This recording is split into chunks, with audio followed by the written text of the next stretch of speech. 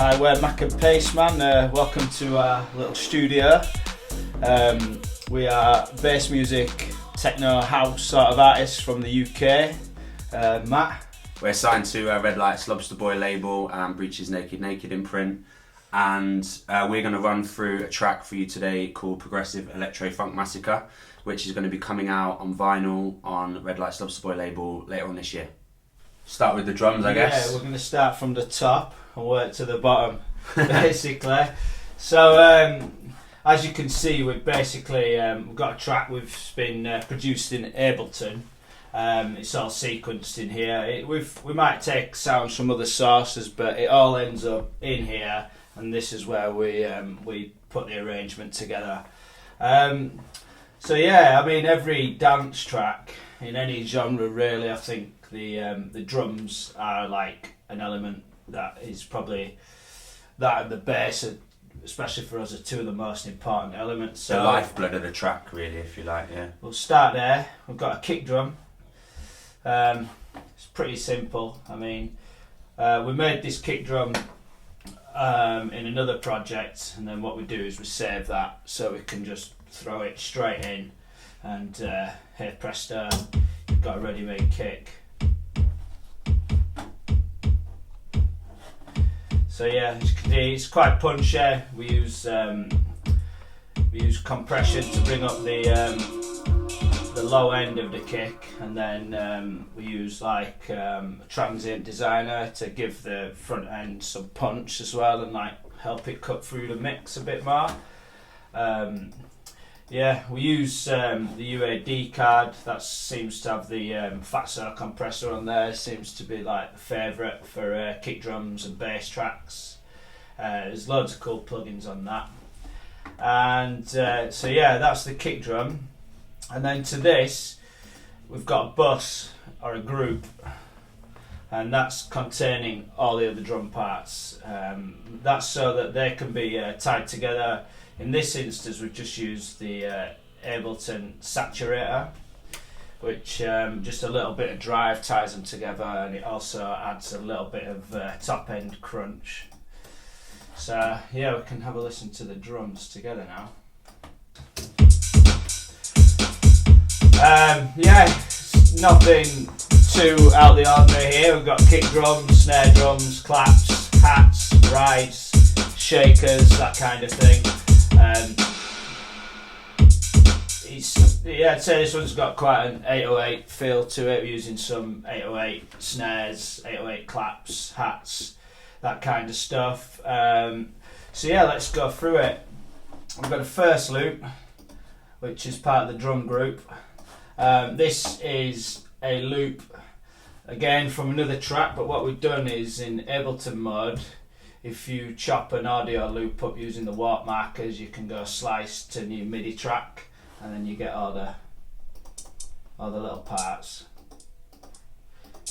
so you can reprogram them. So yeah, this is just a nice shaker and hat loop, pretty classic drum machine sort of sound to it. That's all tied together using the this is a software version of the classic Teletronic LA2A. Yeah, it's been around since the 70s, but yeah, the UAD have done it, and it sounds pretty good, to be honest. It's really good for like tying grooves together. There's quite a lot of versions of it as well. There's like a Waves version, but since we started using the UAD, I found that that's probably the best version. And I think there's like 5 versions in the UAD now. They've got different editions for when it's been updated over the years. But it works great as like a gelling compressor, and it adds a nice little bit of air to the sound as well, which is pretty cool. So moving on to the snare, which is in the loop. If you want to give that a... Yeah, this is from a hip hop sample pack. It's LNN. I think that's I think it's a Lil Jon. Lil Jon. But it's just like a real nice punchy sort of 808 snare, which like sits under the clap, gives it front end, and especially with this track where the dynamics are pretty heavy, you need that extra punch to like lift the beats and cut through like the bass and the mid. So processing on this, as you can see, similar to how we do with a kick drum. We've used the this is the fat circ compressor from the UAD, and that gives it a bit of body, like the roundness and feel, and then to add some front end punch, a bit of the Sony Oxford Transmod just gives it that snap, sort of like adds a little bit of extra attack to it. You can use an enveloper to do that as well. That's sort of a system we use for sounds that need that kind of treatment. Next up, in the old drum bus. Yeah, just 909 ride. We've again used the L28s. We usually peak it on the drums, depending if you want a bit or a more, but on hats and stuff, between -2 and -3 dB, and that seems to give it the right amount of lift. As there, it just sounds a bit flat. It kind of brings out the fullness of the sound, and then compresses the tail up a bit as well, bringing that up. With all hats and stuff, you know, frequency is important, so they're always EQ'd. Anything hat wise, shakers and that, make sure there's no bottom end in that. You want to take all that back, or it'll just be muddying up the bass end of your tune. UAD Lexicon reverb, again another classic reverb unit that UAD have remodeled into a software version, and that's just to add that bit of air and help make the ride sound a bit warmer and gel it into the tune a bit more. Up next from the drums is some hats. This is pretty basic, it's just 808 closed hats. Yeah, just a nice little shuffle, it's coming in and out of the groove. Kind of gives the track a bit of rhythm. No swing on this. We don't use swing in this kind of track. A lot of producers, if it was like a bit of a looser feeling track, like some of the houseier stuff will add a bit of swing, but this kind of stuff, it just seems to sound a bit tougher when it's just like syncopated straight up. So yeah, as the tracks progress in here, we have the first drop, and then this section just add another fast hat, and that has been panned left and right, so it's giving you that kind of automated sound, but it's just 2 hats panned left and right. But we've also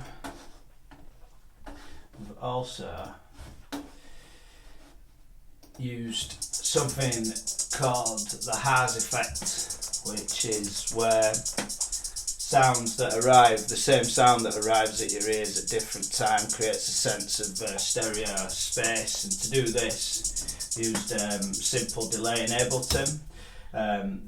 Instead of having it onto sync, we've put it onto a time, set the left channel to 1 millisecond, and then if you set the feedback to 0, wet and dry to full on the right channel, you can set that between somewhere quite a small amount. It's 12.7 milliseconds, which for some fast hats and high-end stuff will widen it, but if you're working with a pad, you can probably go up to about 50 milliseconds. So that's a really cool effect for adding stereo width to a sound.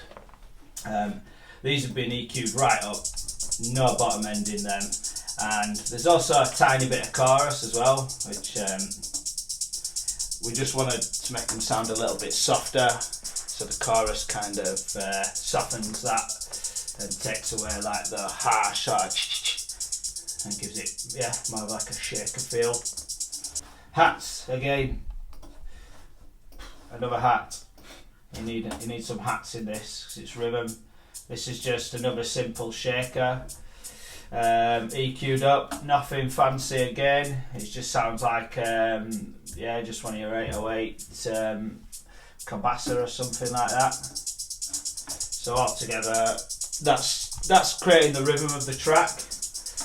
And as you add in the other sounds, wait up.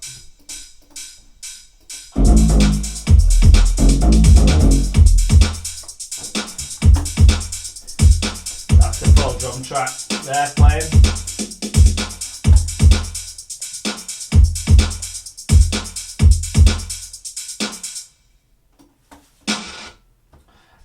The last part in that bus, what you'll probably be seeing down there, that's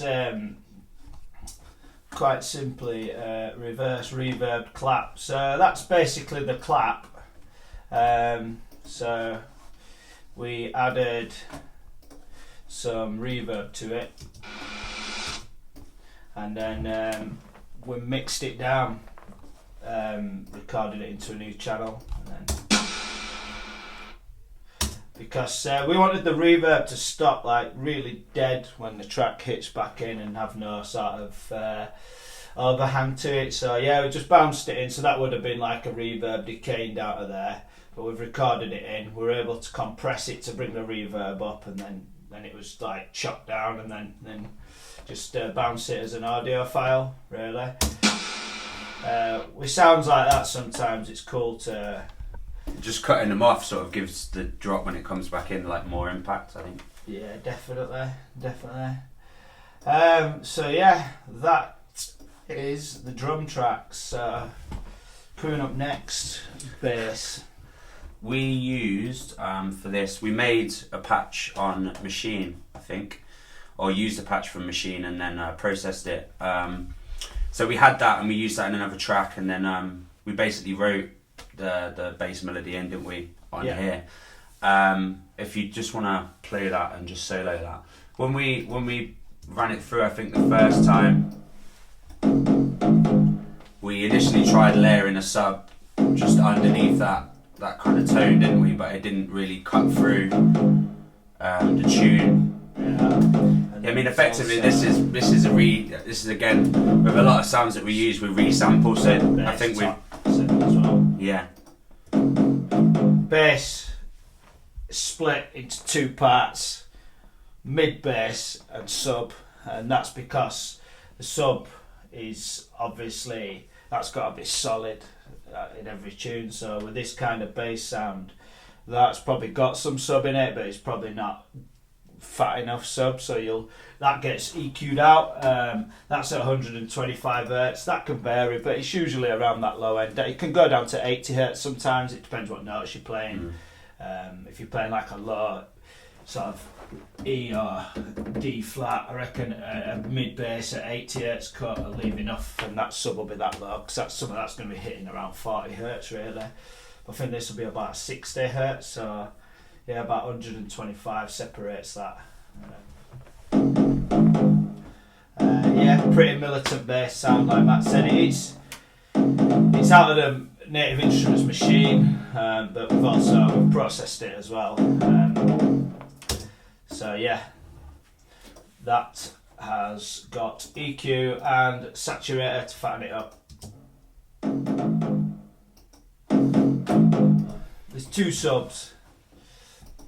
One is a sample, and that is following the bass melody.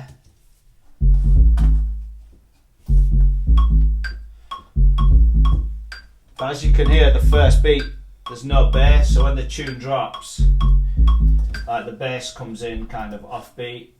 So there's just like there's a sub there on the first beat, just to bring the track in like heavily enough, and that's it's strobe, just a sine wave out of strobe, and that's it really. No filter on it, just enveloped up a bit. That is basically just a synthesizer with no modulation or anything on it, just a sub bass. But some of the harmonics that strobe produces are not too desirable. As you can see, there's wanted to take that second harmonic down there a bit, because that's like that's going to be. It just sounds muddy basically. So if you EQ it down, you get that purer sounding sine wave really, which is what you want for the sub end. It's just nice, clean sort of sine wave based sounds. There's a bit of square wave on that one. This one's actually a sample that we use quite a lot, but it's just some samples you have seem to be, they sound better than soft synths. I mean, you can get like a sub out of that, put it in, and then put it into your sampler, and then you've got essentially an analog sub bass. But it's just nice and easy to keep stuff in control when you're programming them once they're in software, because with hardware and stuff, there's a lot. It's not got a MIDI interface at the moment, so there's a lot of timing issues, which can be a bit frustrating. So going back to the mid bass, we've got this, which we've got send A is going to return A. On this, we've used, it's basically sending the signal to the return channel to add more top end to it. We're not EQing it, we want to keep the actual sound as it is, but add another layer to it. So to do that, we want to add some EQ first, take all the bass out, because we don't want it to start sounding muddy. We wanted to add some more crunch, so we've added some EQ, and then we've widened it so we get a bit of width on the top end of that mid bass sound, and then we've added some overdrive, so it gives the top end a bit of width and a bit of crunch. So without it, it's like.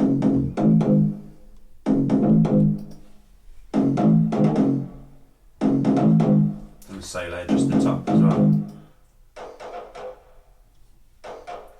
It's quite subtle, but just adds that extra bit of sheen almost that it needs just to cut through. Without it being like a massively distorted heavy metal sound. Next up, as we've talked about with the drums and the fast tap, to progress the tune nicely and keep it moving, I think this comes in on the second drop. What we've done is we've got a nice arced wood block, I think it is, which just comes in. Yeah, it's from I think it's from a Z Bias sample, which we've used, and we've put the Ableton arpeggiator on the front of it, so that basically allows you to arpeggiate sounds very easily. A function now which Logic has been included a lot more easier, but I always found that Ableton from quite early has been doing that, hasn't it? And it's a function that we use on a lot of different sounds. Do you want to give that a play?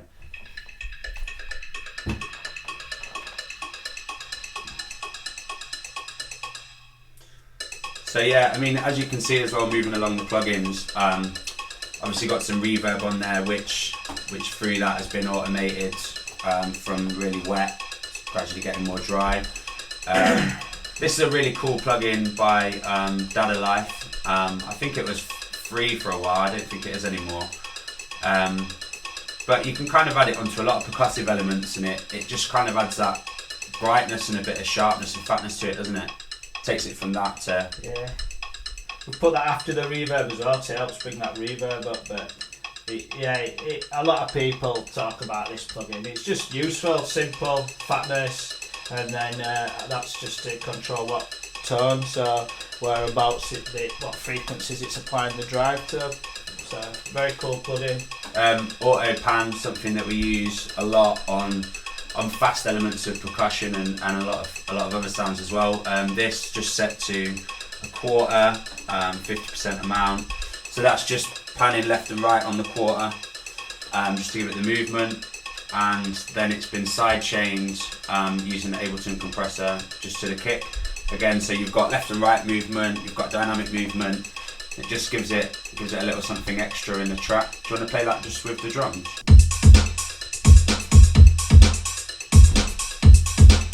So yeah, it just keeps the track rolling on the second drop. Bit of progression as well, yeah? Yep. But yeah, we're always into them kind of sounds. It's that techno element, but it also has like, I don't know, it reminds me of like some of like the stuff that Calix had used in drum and bass and that kind of sound. Just like, I don't know, it's got a dark kind of vibe to it. Not too happy. Next up, a synth that we've used for quite a long time now. The FM8, great sort of digital synth, FM synthesis. This one of probably the most used sounds, and I'd say you probably hear this sound at the out of the box version of this sound on quite a lot of tracks. We've sort of modified the sound slightly. Yeah, I think what we've done is it's a preset basically, but we've gone in and modified it. So that's what you do sometimes. You get a preset you like, and then you're like, right, you got to make it your own, haven't you? So we've changed a few of the waveforms. I think it was initially purely a sawtooth wave, and then it also has different settings here, which is the ratio of the pitch to the fundamental. So every because it's an FM synth, instead of it working just in semitones, it uses ratio as a way to develop harmonics. And the oscillators are, sometimes you can add frequency modulation from one oscillator to the other. On this particular patch, they're all just got a bit of they're just being frequency modulated by themselves. So here in the schematics, there's all your oscillators. That frequency modulation set to 20 when it's looped in and out. That can be turned off or on there, 20. And then you draw a line down here, and that goes into a filter, which is there, which has also been automated in Ableton. Yeah, so that just comes up on the cut off. Fade it in. It's got like a swoop at the end, doesn't it? Catch that video.